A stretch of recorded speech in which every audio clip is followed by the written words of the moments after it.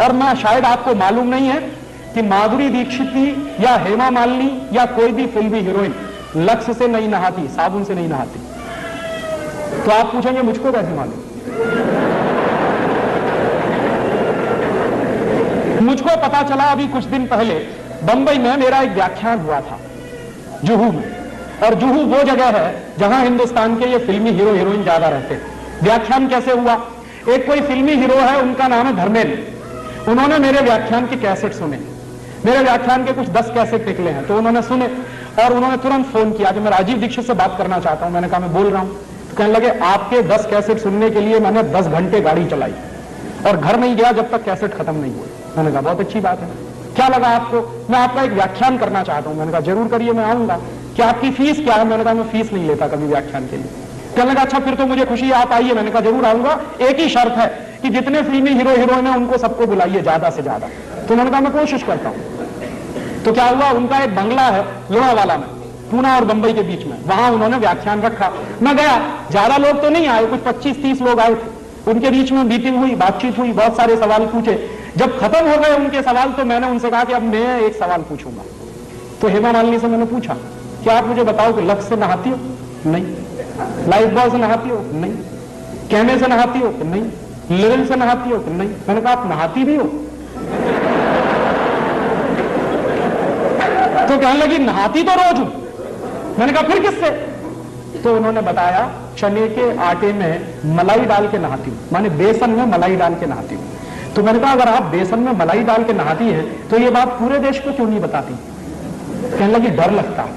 मैंने कहा क्या डर लगता? कि अगर हिंदुस्तान की सभी बहनों ने बेसन में मलाई डालकर नहाना शुरू किया तो सब हेमा मालिनी हो जाएंगे। तो मेरी तो कुर्सी खतरे में पड़ जाएगी। तो आप ये जान लीजिए कोई भी फिल्मी हीरोइन साबुन से नहीं नहाती। क्यों?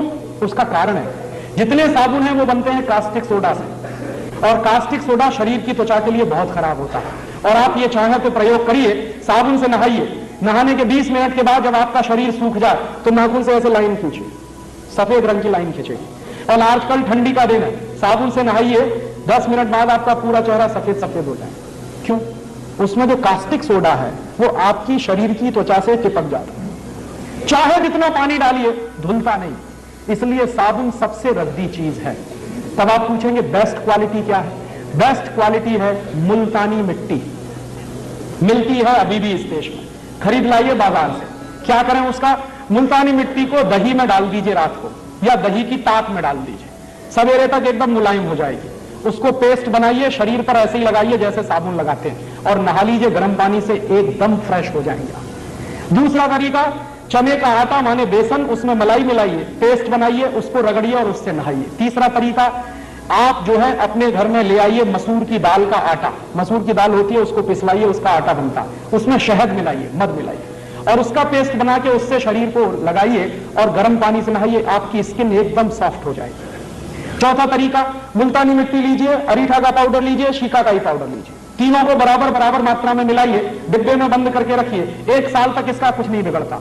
नहाने के 20 मिनट पहले 1 चम्मच पाउडर 1 गिलास पानी में डाल दीजिए और उस पानी से पहले शरीर के बाल धो लीजिए, आपके बाल टूटना बंद हो जाएंगे। और फिर उसी पानी से शरीर से नहा लीजिए, आप कोई साबुन लगाने की कभी जरूरत ही महसूस नहीं होगी। और आपको मैं बताऊं सबसे अच्छा, आपके यहां अकोला में गाय के गोबर से एक साबुन बनता, और गाय के गोबर से जो साबुन बनता है, पिछली बार मैं आया था यहां से खरीद के ले गया था और मैंने मेरे सब दोस्तों को बांटा, मैं भी नहाता हूं। मैं आपको सच बताऊं कि उस साबुन से नहाने के 10 मिनट के बाद शरीर में से खुशबू निकलती।